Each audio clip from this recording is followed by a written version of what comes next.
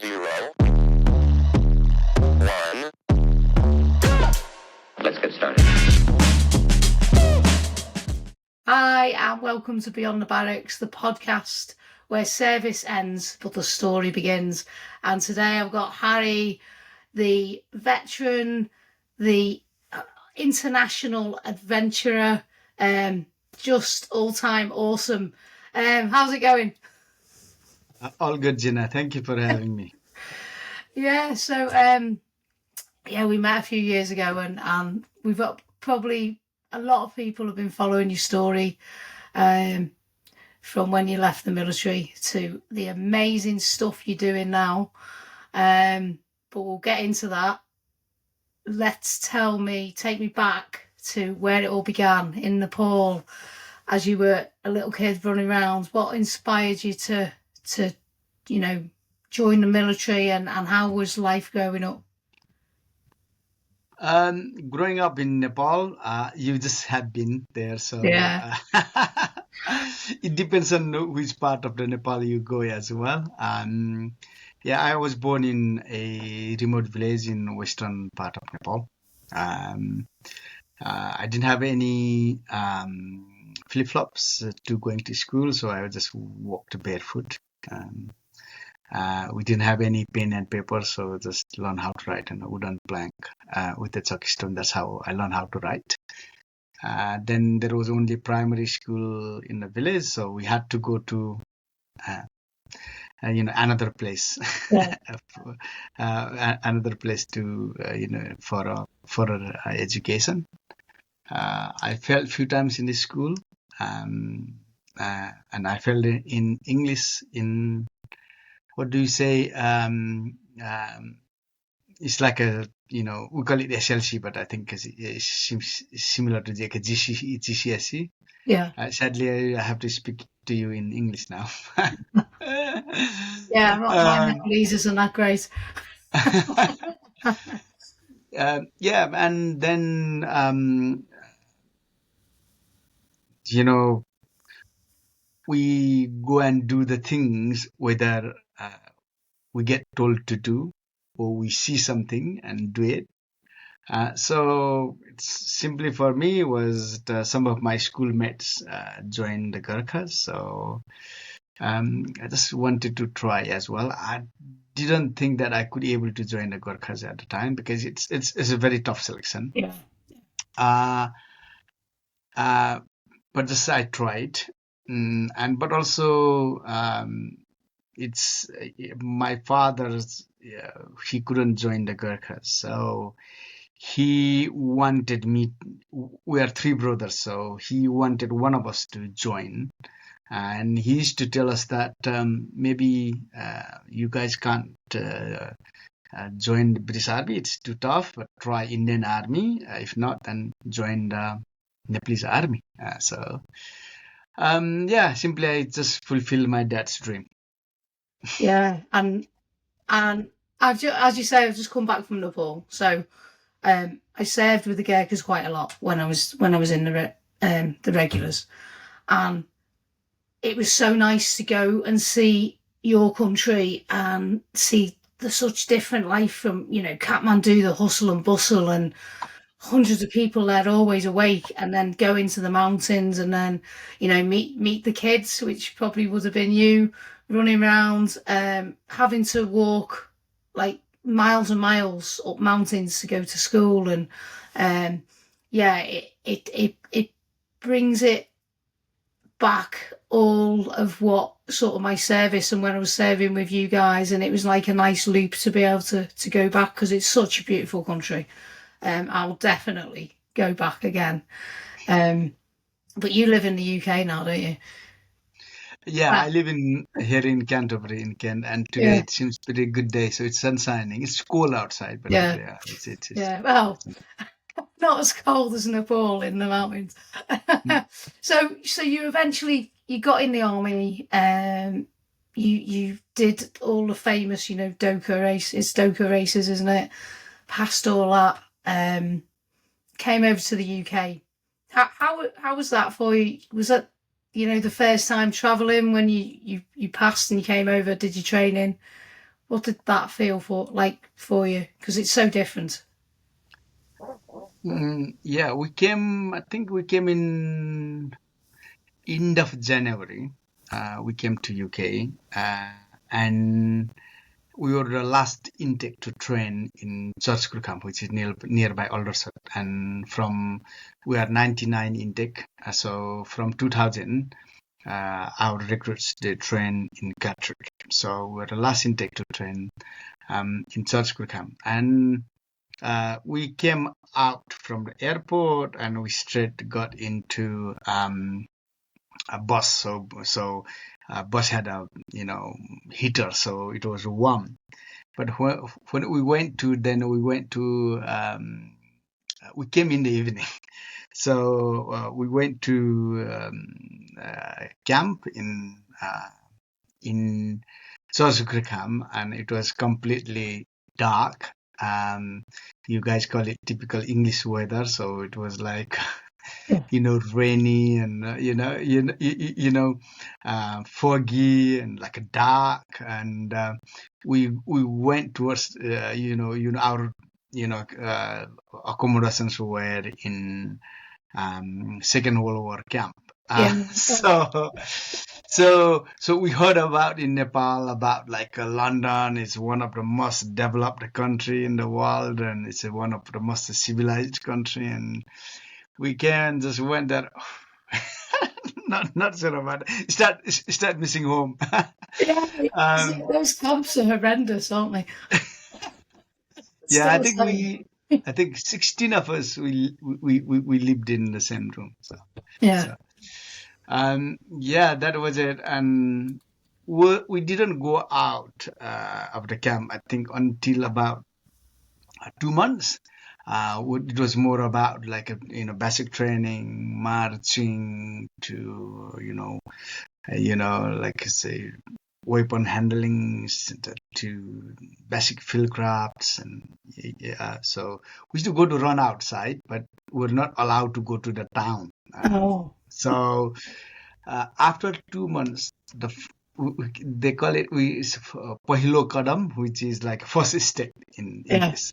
So this is the first time we're going to public areas, and we went. And yeah, I remember we went to W.H. Smith to buy some stationaries.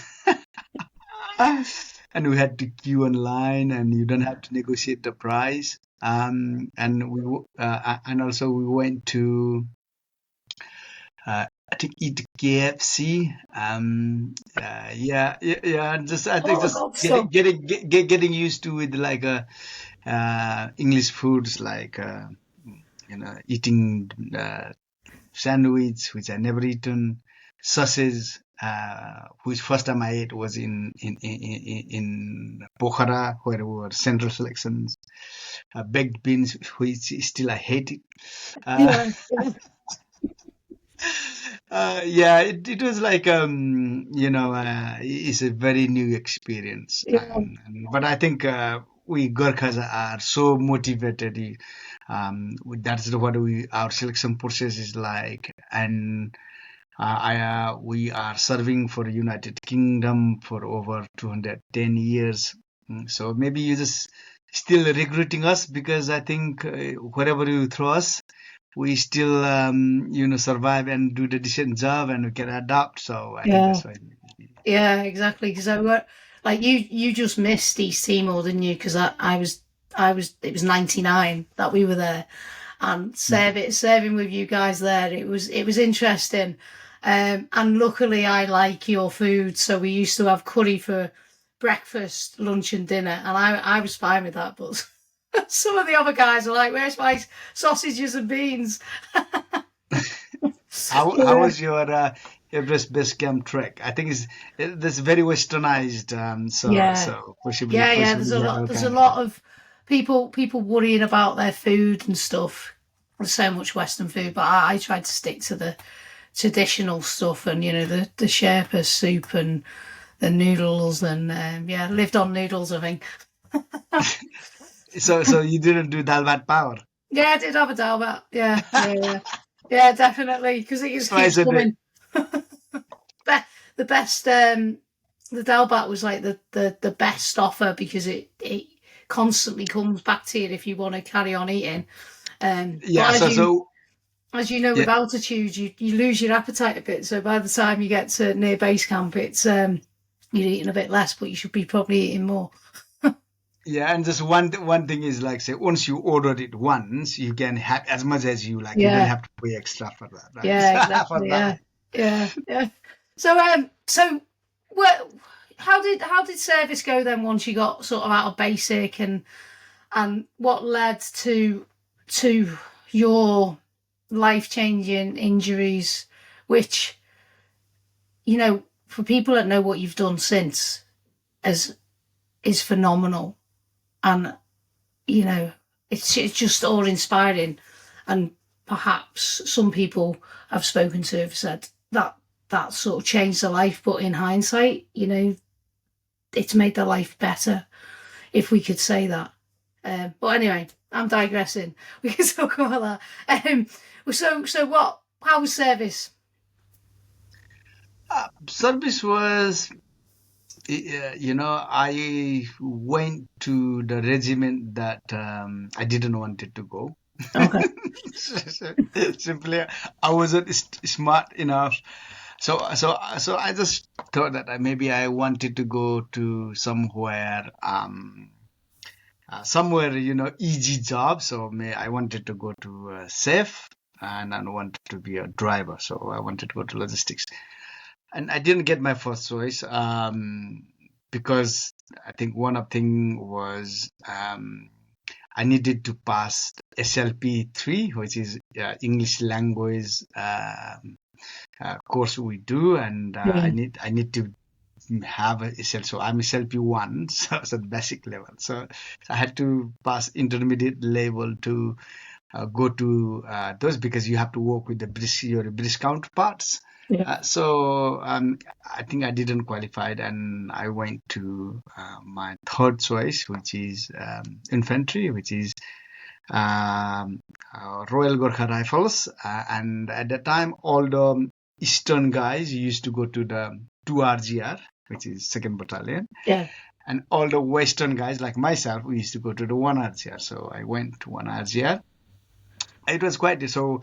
Our 1RGR was at Church Gurkham, best at Church Gurkham. So we just put our kids in a trolley, kitchen trolley, and push them, and went to our camps. We arrived 10 o'clock in the morning, and they flew us to Kenya at 4 o'clock in the afternoon. So Oh, yeah, wow. that was quite interesting. Yeah, you keep the ground running. So that was an exercise in Kenya then, was it? Yes, Yeah. yes. I don't know. I forgot the name, but yeah, it was yeah. We went to Kenya. That was quite different experience. Yeah. And after 6 weeks, we came back. And I always wanted to stay with the company, so I went to the A company. Then they sent me to support company, which is a pioneer platoon, which is maybe the people who doesn't know, most of people don't want to go in that platoon. Some ways I was sent, and I had no choice. I had to go. Yeah. So, but I think I did pretty well. Even going there, I did my junior leadership cadre, we call it GLC, and I did pretty well. I thought that I would never pass, because it's not like yours in Gurkhas. At that time was like, say, 50% they have to retire as a rifleman, we call it, as a private, Yeah. because only 50% will get some kind of promotion. On that 50%, 30% will get up to the corporal, so lance corporal or corporal. 10% of us would be promoted to officer. Another 10% of us would promoted to senior NCO. So you can say at the time there was a badging system. So when you do the GLC, you come A, B, C badge. So but other 50%, as I said, they would never promote it. Yeah. So Yeah, I did pretty well. I came to the top 20%, which is, I thought that, I was just compared with my friends and say, I think I'm not even coming in the half. So I think I'll retire as a private. Yeah. That was what I was thinking, but I didn't give up. I kept going. So yeah, some ways maybe my instructors, my DS, they saw me pretty good in me, and I think yeah, I came, and after that I gained the confidence and like you know it just I was very quiet a guy in the regiment. Even my report was quiet means he never gonna promote, right? Yeah, yeah, But that was my kind of report. I took minus C grading from recruit company.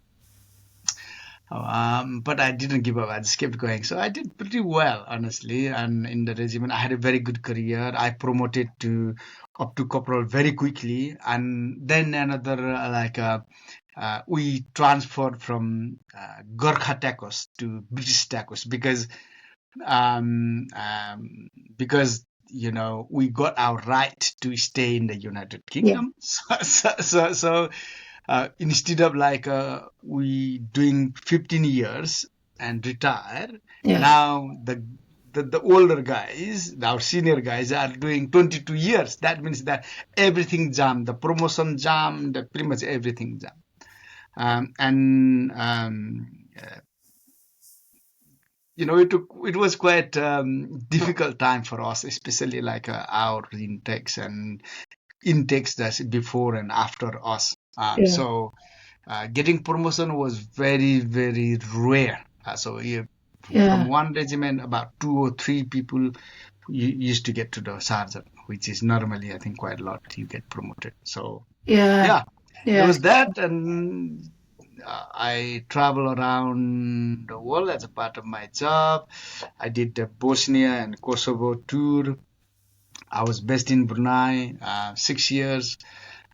From there, we served in Australia, New Zealand, Malaysia, that part of the world, Eastern Asia, which is great. And I was deployed in Afghanistan in 2010, and yeah, that's what lost both of my legs, and yeah, injured of my also sustained other injuries as well. yeah. So So because life doesn't go as a plan, isn't it? no, no, it certainly doesn't. So you were in the army quite a long time before you went to Afghan. Was that your first tour of Afghanistan? It was my first tour Yeah, in Afghanistan. In my regiment, it was second tour, yeah, but it was my first tour, and my service I think about 12 years. So yeah, I already served 12 years. Yeah. In yeah. the army. So So I was like a full screw, we call yeah. it So you in the were. British Army, very senior full screw, about to promote to my sergeant. No. So were you out on a patrol? What happened? Can you talk briefly about it? So we were just very earlier on the stage of our deployment, and we just got into the PB2, and the commanders decided that section commander and above will go to the familiarization patrol, and with the another team who is already in there.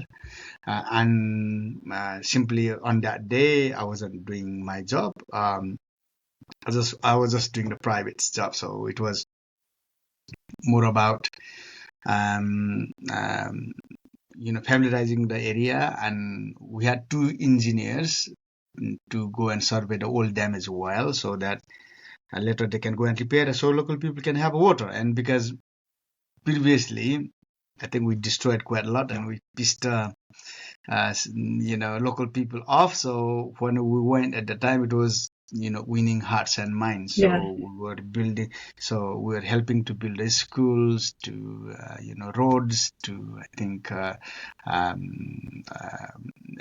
mainly I think schools, roads, like a like a well, like a to have water. yeah, So yeah, we just very early on, and we had our orders. We had a little bit of rehearsal, and uh, we left a compound and we passed some irrigation ditches, some compounds, and we were just walking on the side of the poppy field. We were 20 in the squad. I was 10th guy on that day. Normally, my job is to second last person because I was multiple twice. I was most a senior Gurkha in my, in my multiple. But on that day, I was with others, so I was just doing the private guy's job. We're just walking. Ninth guy passed, nothing happened in single file. And suddenly when I went, suddenly went bang. And the first thing it was just ringing my right ear. Guy, what do we do, when something goes wrong, right? So guys were saying, man down, take cover, like all of those drills. And the first thing I noticed was ringing my right ear. I had a PRR on the left. I looked my right legs, it wasn't there straight away. I had my left legs, but it's just dangling on bone and skin. I also injured my right arm. You can see. This is my mark of a war or my injury. So I couldn't able to move. But my tourniquet was, that side, right side. And I was trying to use my left hand to just reach it this side. And I couldn't reach it because that it's osprey, but I don't know. So the guys came, they passed me up, called a heli, and evacuated me on time. So they saved my life. Yeah. So it was a kind of the quick response of your section that you were with. Obviously, training all kicks in. You're evacuated pretty quick to the field hospital, and then is that where they operated on? Were you out? Were you in I don't know. Were you put into an induced coma, or what happens? I was conscious until I was picked up by Pedro Colsign and the Americans. I was picked up in 17 minutes. I think you don't get the ambulance in 17 minutes here in the UK. 5 hours if you're lucky. Yeah, I think I was very, very lucky. I think this heli was going to pick up someone else. And because I was much more serious case, so they triced it and diverted to, it was in the area, so they just picked me up. So I think. And I was conscious until I get to the helicopter, and the American guy, I thought that they will come with the, like a Red Cross signs, like our medics, with the helmet on. I think they'll come like that, but these guys are like crazy, like weapons hanging around, two of the weapons hanging around on the side, like like with the helmets, and like they're proper fighting uniforms. So this guy gave me a mask and start cutting my combat, which was blooded with my blood. And he start cutting them, and I just passed away. Next morning, it was operated me. I don't remember anything. Once he gave me a mask, I just passed away. I woke up. Woke up next day morning in Cambasan. And when I was just woke up, my commanding officer and my Gurkha Major, which is the highest rank in the regiment, they were standing on my side, and I was just felt really bad. I was just ashamed to lying in front of them, and just said, I'm sorry. I was there to, give everything I can to help my multiple, keep everybody safe, go back home, after 6 months. But, it didn't happen. I thought that I let down my team, I let down my regiment, my company. I felt really bad. I was there to do the job, not to lying, on the bed. But they said, okay, don't worry. You are in good, in good hands. You fly back and you recover. We'll sort out things here. But problem was I was the most senior Gurkha in my multiple. And we had a young platoon commander, Sab, who we trained about 6 months together and went. So, boys just used to look at me. So leaving them alone very earlier in the tour was absolutely, I felt really, really bad. I was really worried. And when I came to the UK and still worrying about them, my MLO used to tell me, "Don't worry about yourself. Don't worry about them. They'll be fine." Yeah. It didn't become fine, honestly. We lost one guy in suicide bomber later. So we are 14 in the team, in our multiple, and two other guys injured. One were KIA. Yeah, and our team didn't have a very good time in Afghanistan. 14 after 4, we were down. So Yeah. yeah, So but that's what the life is. yeah. So would you say when you were back in the UK that your biggest struggle was it not the injuries, but was it more a mental struggle? Yeah, it was more about mental because I grew up in Nepal, and now I lost my legs, means I'm disabled, right? Mm-hmm. So the way disabled people are perceived in when I was growing up wasn't that good. It's like, say, you are burden for your families, like you're burden for the earth, for the planet. And also maybe you have done something in your previous life, so having this. So I grew up in that culture, and I had exactly same perception. So maybe I've done something wrong in my past life, so I'm just having this.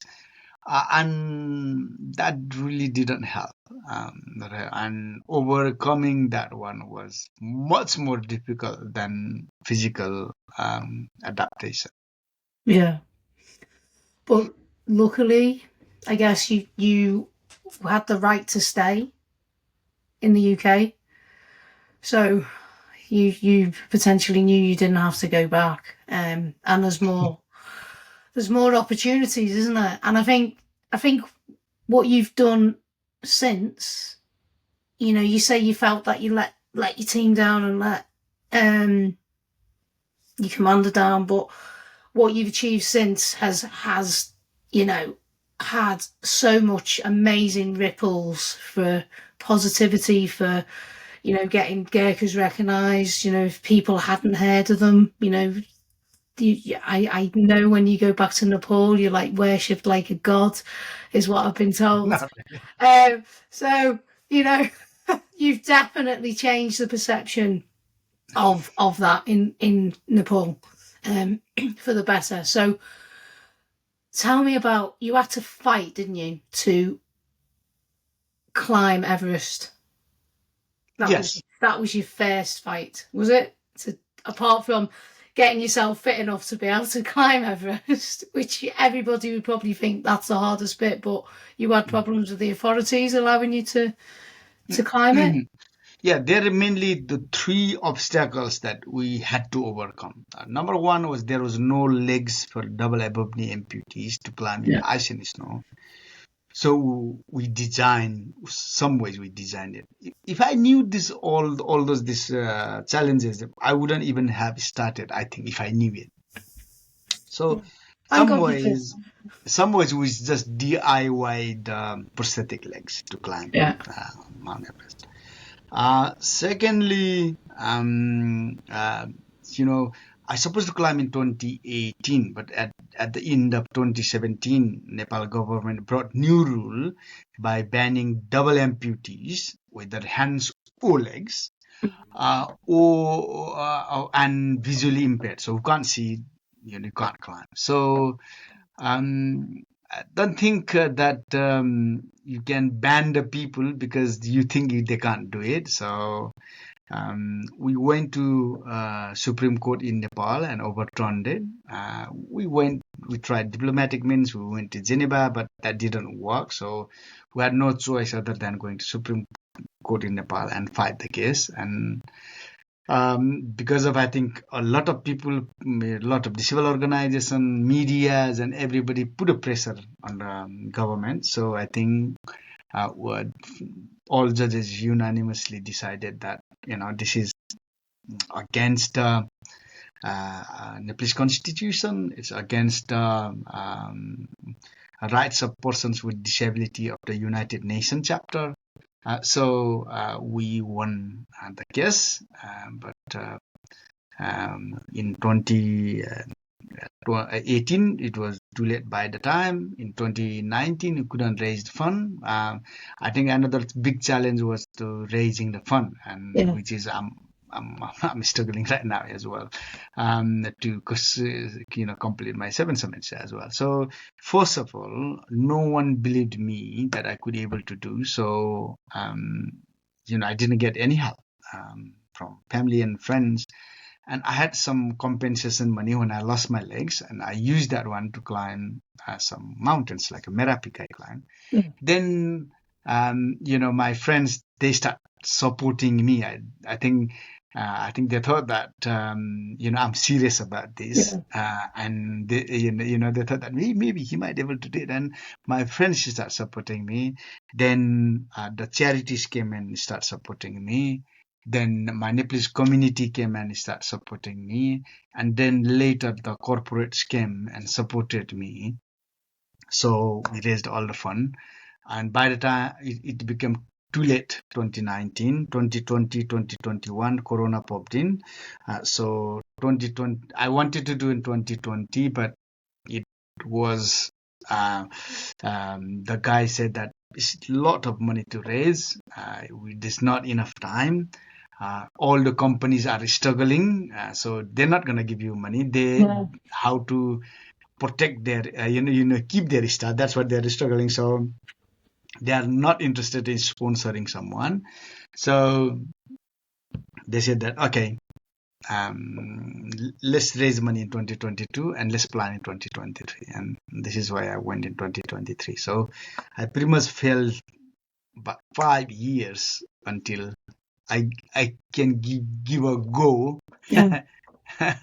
go on Everest. Yeah, so you what did it mean to you then when you got to the top? Obviously, because it's the world's biggest mountain, but it's also in your home land of Nepal, and you're up there representing so much more. You're representing veterans, you're representing the disabled community, and showing that there's no limits realistically, because able-bodied people can't or don't summit. So how did it feel? We summited and came back down, and I stayed the same tent looking the Khumbu icefall, and it felt unreal, honestly. I was there a month just looking that route and just say, where the peoples are going, in the Khumbu icefall, the people look like ants, when they go, and just where the route, I couldn't figure it out. Even went up and come back down, and just say, what's gonna happen? Over up there, can you able to make it when the route is gonna open? What's gonna happen, right? You just don't know actually up there. So I was thinking that, and came back there and says, it's done, isn't it? Is it really done? Yeah, it's done. And I realized it when I came back to Kathmandu that the government that who banned you, the tourism minister was there to congratulate you, and he's waiting half an hour. The minister waiting half an hour is crazy. With the more than 100 cameras, people are lined up in the street to welcome me, and there are more than 100 cameras. It was bit overwhelming, and I said, oh, is it really done? Yes, I think it's done. But also on the summit, it was quite emotional moment, and once we knew that we were going to make it, I started getting emotional. My tears start coming down. It was so cold and windy, so my tears started getting frozen, and we didn't know that we have made it to the top, but are we going to make it all the way down to Camp 4 safely? We didn't know. So yeah, it was very, very tough. Even going up, some of our teams, they came back down. So we thought that, it's never going to happen. But some ways we kept going. We ran out of oxygen when we were coming back down, and somebody came and saved us. Yeah, it was 20. When we're walking at night, I feel like down.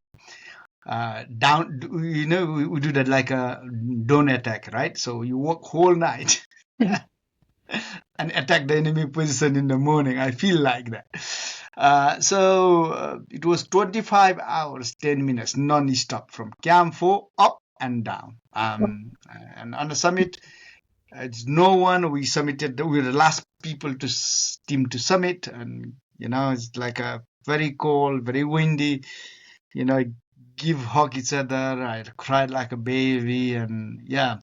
And then it's like, now we've got to get back down. And you're just halfway up. You just need to halfway down. But also, like on the South Summit, you have to climb up to go down as well. That's the I don't like on the mountain. You have to go up to go down. Yeah, no, but Nepal is like that. We were when we were coming back from base camp, we just kept going up, and I was like, why do we keep going up? I want to go down.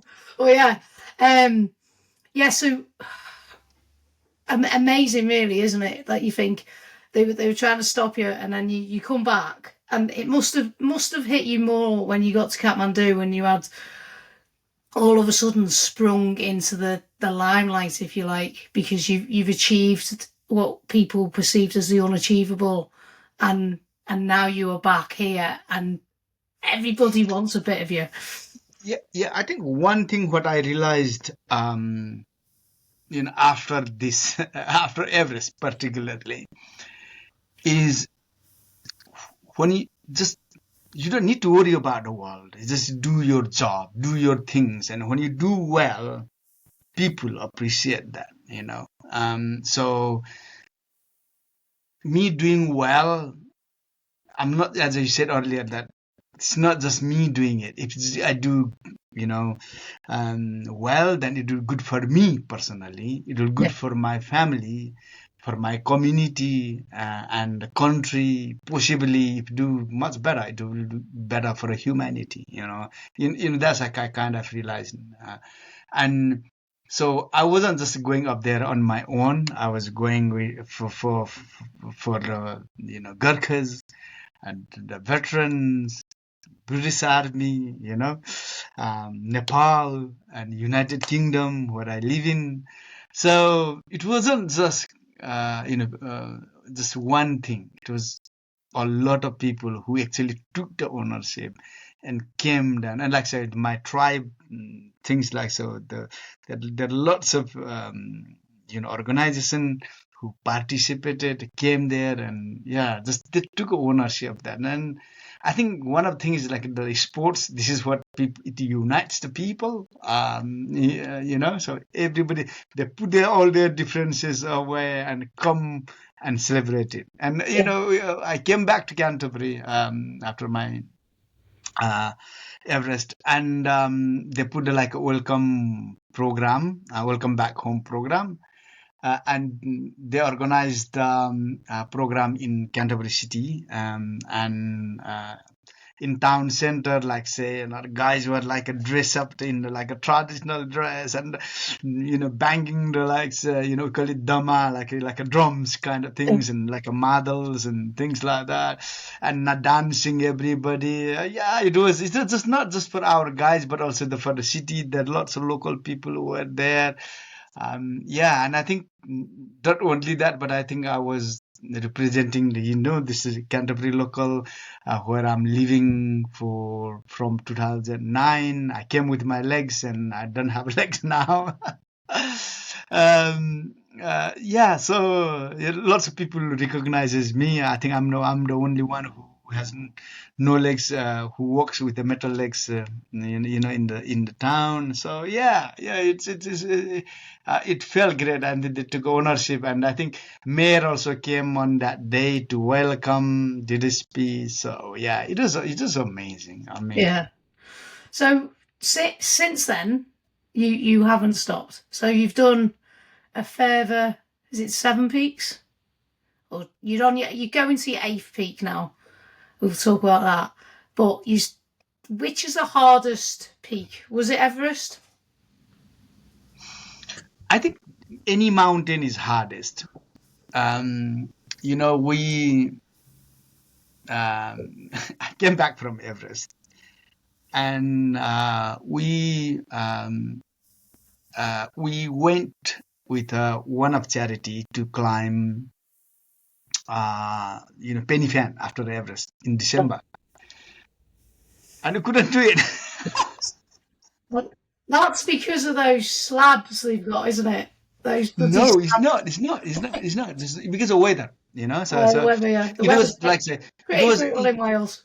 yeah, it was snowed and snow melted, and it got cold, so it froze Yeah. on the path. So it was like icy path. So we were just walking. So I had like a crampon. So I was walking with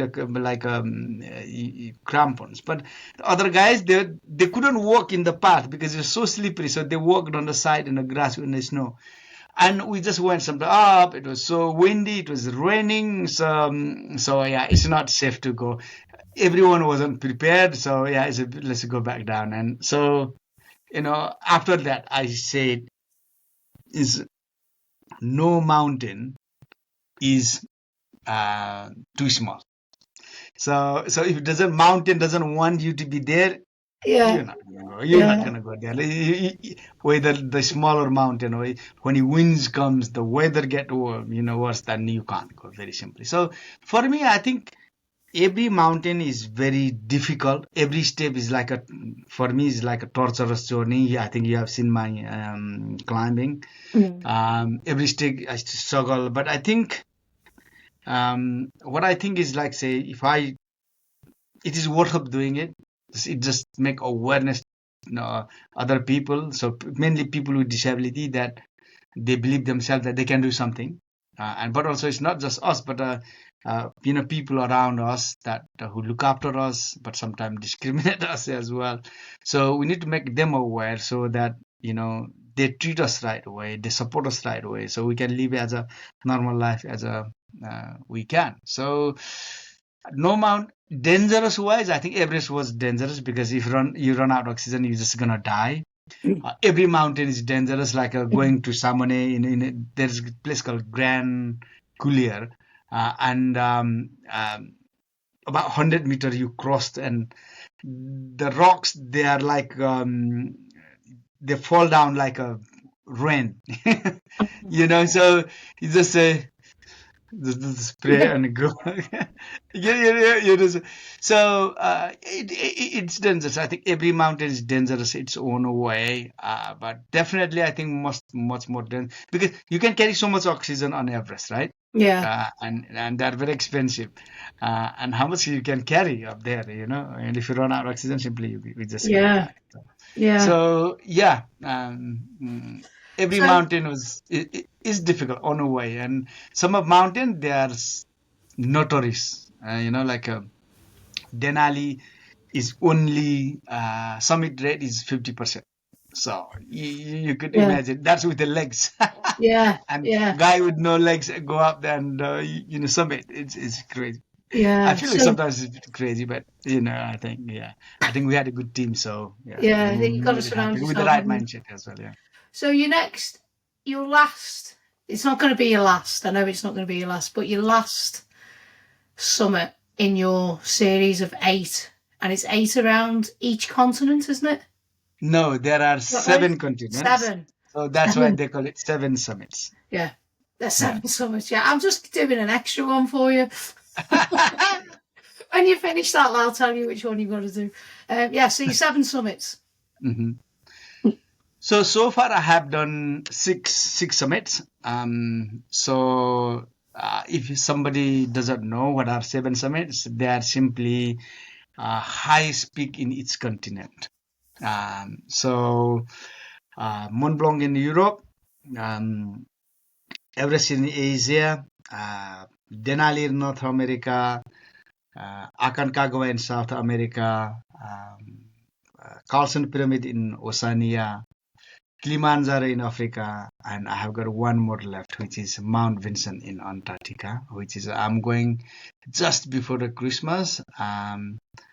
But I still need to raise, I think, about 80,000, over 80,000 pound.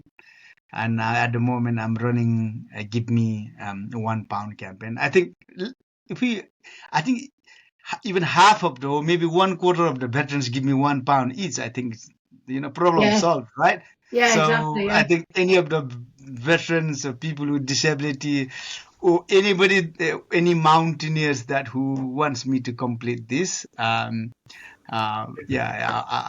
would request you to donate me £1 and pass it to your family or friends. Yeah. My link to donate another. I think anybody can donate £1. I think so. If like collectively we donate, then Yeah. we'll create history, and I'll be the first double above knee amputee to summit Mount Vincent. I'll be the first double above knee amputee to complete 7 summits. So yeah, it would be great. Incredible.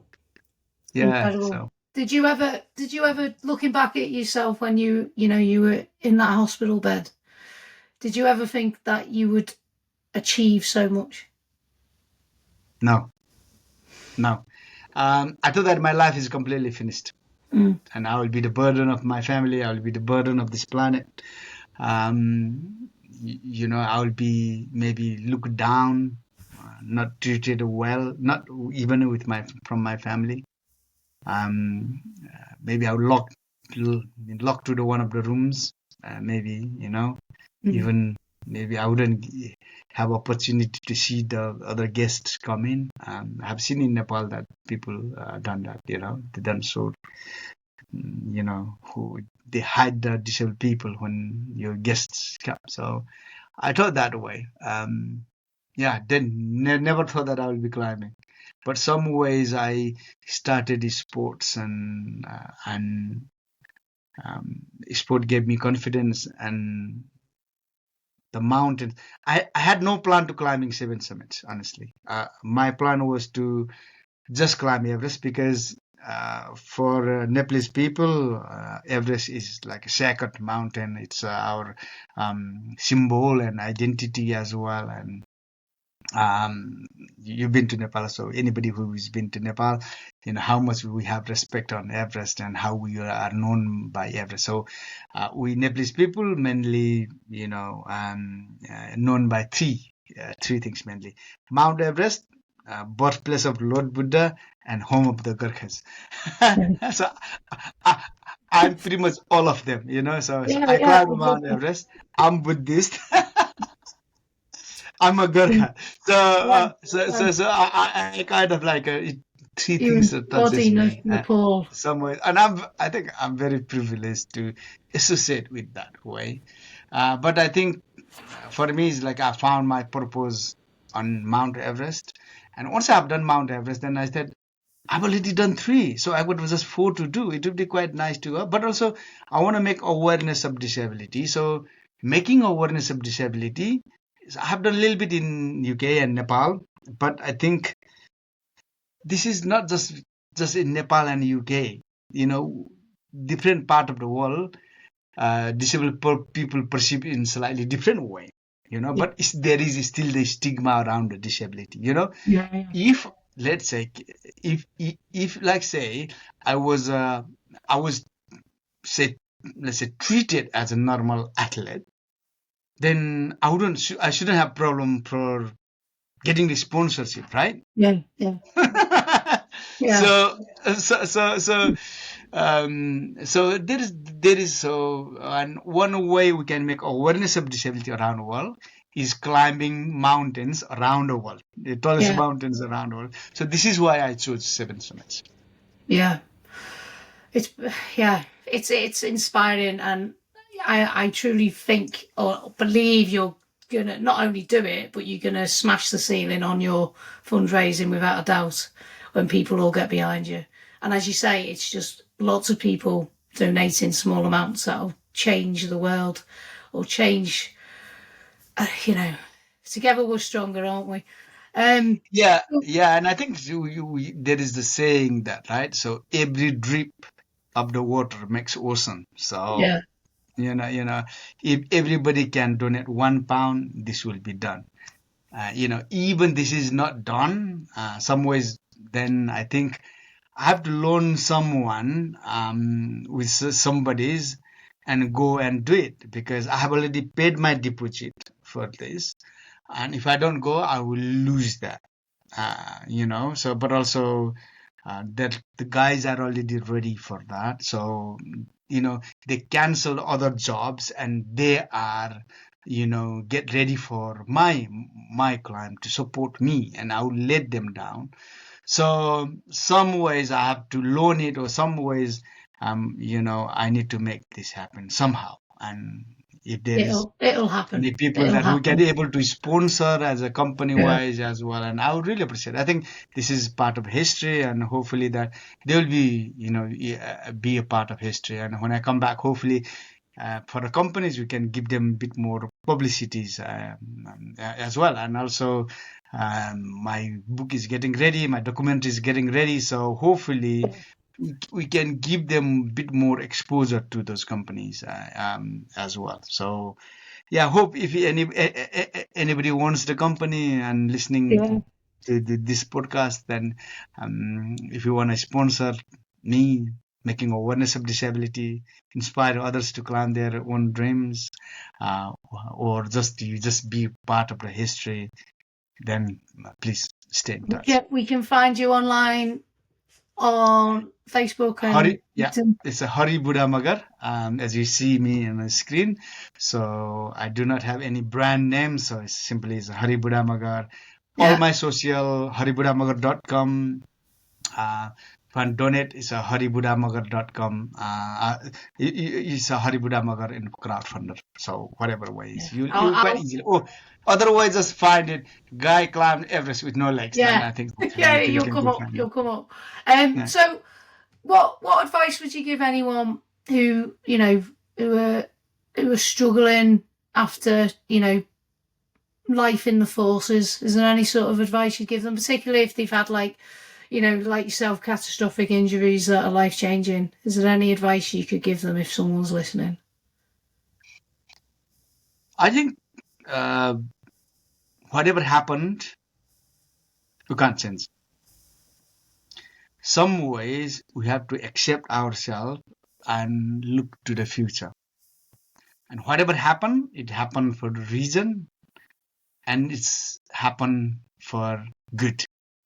As long as we have got positive attitude and right mindset, then I think we'll do well. It doesn't really matter. Maybe like say I lost my legs, maybe my legs might be my weakness. It doesn't mean that I can't do other things, right? So we can do so many things. And when we set our mind, our body follows. So if we can run, we'll run. If we can't run, we'll walk. If we can't walk, we'll crawl. If we can't crawl, we'll roll. Even if we can't roll, we still use our mind, adapt something, or invent something, and get to our destination, or achieve our dreams, or achieve our goals. So for me, I'm very proud to serve for the United Kingdom. I'm very proud to serve as a Gurkha. And honestly, even I wasn't there, somebody would be there in my place, and who have lost the legs. I feel I'm very lucky to survive and what I'm doing, but many of our colleagues couldn't bring them back home.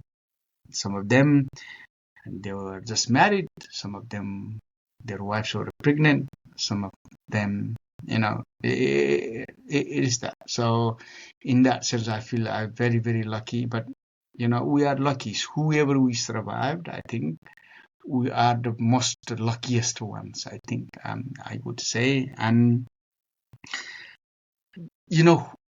whenever like we having hard time, that is the time not to give up. you know. If we keep it going, we don't give up, sooner or later, we'll see the lights at the end of the tunnel. If we don't give up, so I use, in the army, we have got the principle is called momentum, and I use that to climb mountains. So simply, it's not about going to the summit super fast, but just keep it going. And I know that if I keep it going without giving up, sooner or later, I will get to the summit. And life is the same. And I think everything is the same. And also, while we're going, I call it life is all about adaptation and nothing is impossible. So if we adapt our life according to the time, situation, and our ability, we can make anything is possible. In old days, we couldn't run fast enough to explore around the world. So what do we did? We designed things that can take us faster for the land, for the sea, for the sky. Now we can go to another planet. Who made this possible? We human made possible. So this was the things that going on my mind when I was thinking about, can I able to climb Everest, and say, if we can go to another planet, I think guy with no legs standing on top of the Everest or sitting on top of Everest should be possible. Principally, I always believe that. So, just if somebody is struggling, don't give up. Just keep it going. Try to be positive. If any negative source coming in, try to distract it. Try to cut that one. So if you're feeling really bad, just go to the gym and you feel better. Yeah. Or go for a walk. Play with your cat and dogs, or Yeah. if you have children, play with them. It just helps me, honestly. And so this morning I went to gym for 3 hours, and the best feeling is coming out of the gym. Yeah. So you feel better. So it changes your mood. So if you see someone that who just kind of like you just stress out, maybe just first see someone that who makes you happy, and you can go later see them, and you will see it different way because your mood changes. So I also had a PTSD, and I was diagnosed, and I had a 6 weeks treatment with the combat stress as well. So I don't think so my PTSD will ever completely gone, but I think they give me a tool to manage mine. I think we all will be stressed some point of our life, and we all will have go through some difficult times some point in our lives, whether losing our family members or loved ones or someone, or getting injured, or losing our job, or our business is not doing well, or whatever it is, I think. But I think that's just temporary. We can just keep it going with the good intention, just work hard, and one day we'll overcome. My legs never gonna grow, whereas I have to accept it. But how I want to live my life, what I want to do in the future, is up to me. So it's up to us how we want to live. Maybe sometimes we have like a financial issue, sometimes so many different kind of issues, some children's issues, some like family issues, whatever we have going through. But as long as we have got right intention and just keep it going, I call it like, say, fast flood in life, like say these things. So when a fast flood comes, right, it just comes for a very short period of time. And at that time, we need to be safe. And at that time, people made me safe. People, like say, the charities who made us safe, in that we could able to do the other sports and adventures. Like our family members, our regiments, our friends, colleagues, and our families that who crossed that fast flood, so that we can help now other people. That fast flood is not going to last a long period of time. So if even you are so happy now, it's not going to last for longer. Even you are so sad, it's not last longer. But just stay positive, don't give up. I think keep it going, and some point time, it might take longer time or shorter time, you will see the light at the end of tunnel. You will see the hope. You will see the optimism. You will see the purpose. And the one of the reason I'm climbing a mountain is to inspire people to climb their own mountains. Everybody has their own mountains, whether external mountain, physical mountain, or internal mountains. We all have it, and we can overcome that as long as we have got positive attitude and right mindset, and we don't give up. Just keep it going. Yeah, I love that. Yeah, everybody. It is life, and you just have to keep going. And as you say, you kept going, and now the amount of people you're inspiring, the amount of good you're doing, spreading the word and making people aware of disabilities and everything. It's brilliant. And if you hadn't done, then you wouldn't be changing people's attitudes, and it's a brilliant thing that you're doing, Harry. So finally, I ask these questions because I know you it's Sunday and you need to get home, and well, you're home, but you've got a life. You need to get doing some more pull-ups or whatever. So who was did you have a superhero or a role model growing up? I don't think so. I had any super. I get inspired by lots of my amputee friends, disabled friends, to some of the people. I get inspired. Absolutely. And look at them, and when they're doing, what I'm doing, it just get me out of my cars. Definitely. But I think when I was younger, I had one philosophy, which is, when I die, make sure people say that this was decent guy. He died. That's I wanted to make to the people. And to be a decent guy, I think you have to do well. I think you have to, behave certain ways.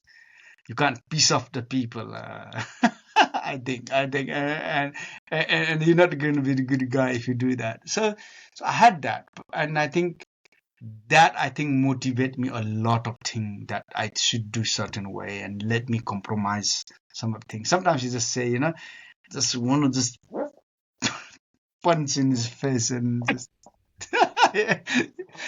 Have you ever thought about it? I just thought about it. Some of people you just meet the people that you don't want to meet again. Yeah. And then you keep them out of your life. Yeah. But you just don't do it. Just because that is a time I think we need to control ourselves. And I think our purpose is I call it our hope, our purpose, our dream is the roadmap of our life. We don't know what will happen tomorrow. I don't know. I don't know what I'm going to do after climbing 7 summits. I don't know what will happen. But I think hopefully what will happen, it'll happen good. And whatever I will do after that, hopefully that I'll do something good, something valuable to me, to my family, but for maybe other people as well. Yeah, I'm sure you'll be doing more things. I don't think you're going to stop. So finally, the podcast is called Beyond the Barracks. So what does Beyond the Barracks mean to you? I know we've probably talked about it a lot. I think our service doesn't end when we finish, we take off the uniform. I think especially I have talked these things to a lot of serving Gurkhas and veterans, is that, people here in the United Kingdom, whoever Nepalese people, whoever, they meet the Nepalese people, whether they're doctors, students, nurses, or engineers, or, security guards, or whoever, or who was doing like their DIYs or whatever it is, whenever, the British public meet the Nepalese people, the first thing they remember about Gurkhas. So what I say is like, say, our service doesn't in when we take uniform. So this is why I say one day a Gurkha, always a Gurkha. One day a soldier is always a soldier. So I served through a military service, through the uniform to the United Kingdom. And now I'm not just serving the United Kingdom, but I'm serving to the humanity, to the round the world through making awareness of disability. And I went Afghanistan to fight until my last breath. And I will be making awareness of disability until my last breath. I love that. That's a great answer. Yeah. So, yeah, be in the barracks. Yeah. And be in the uniform. Exactly. You never take it off. Thank you. And I think one thing is like, say, whatever, we have right now, it is because of our previous generations. Yeah. If 46,000 Gurkhas who didn't lost their life for the United Kingdom, I wouldn't have a privilege to put the uniform on, the Gurkhas uniform on. So even like, say, whatever you say, like the phones, now I'm talking to you, the computer, and virtually, whatever you are wearing, glasses, whatever we are wearing, whatever we're using, it is because of our previous generation, our past generation, who invested their skills, knowledge, experience, money, and who sacrificed their life for our freedom. So we are privileged to have this. And whatever we will do today, that will become for our next generation. So hopefully from some of my challenge, some of my life, our next generation will learn something from out of it. And like, for example, we doing lots of research and development on prosthetic legs. It's not just going to help this to next generation of amputees. It will also help science and technologies and some other things that it will helpful in another sectors as well. So whatever we do, make sure, I'm happy to die tomorrow. I think I have achieved more than enough when I was growing up in what I dreamed of growing up in this remote village in Western Nepal. But I think is, apart from leaving my family and friends, I'm happy to die tomorrow. But I'm doing all of these things. I'm struggling myself, challenging myself. I'm doing all this is because of our future generation. Hopefully, disabled people will treat it better. Gurkhas will treat it better. Other whatever things. I think even we can make one person's life. I get lots of messages from says, I just broke my legs. I just diagnosed with the cancer. I was just trying to take my life. Reading your story, I don't want to do it anymore. And even I can change one person's life for better. I think I'm happy to do whatever I need to do now. And let's do it something for our future generation. Let's not waste our life. Let's make it as meaningful as possible. Yeah, and you definitely are doing that. So thank you so much for coming on. Amazing. Good luck on your last summit. And we'll get that total, I'm sure, and smash it. So thanks so much for coming on. It's been a pleasure getting to know you a little bit better than when we normally meet for 5 minutes here and there and everywhere. Yeah, thanks so much, Gina. I know you for a very long time, and it's nice talking to you. Yeah. And make sure you donate £1. I will. I might donate a couple more than that.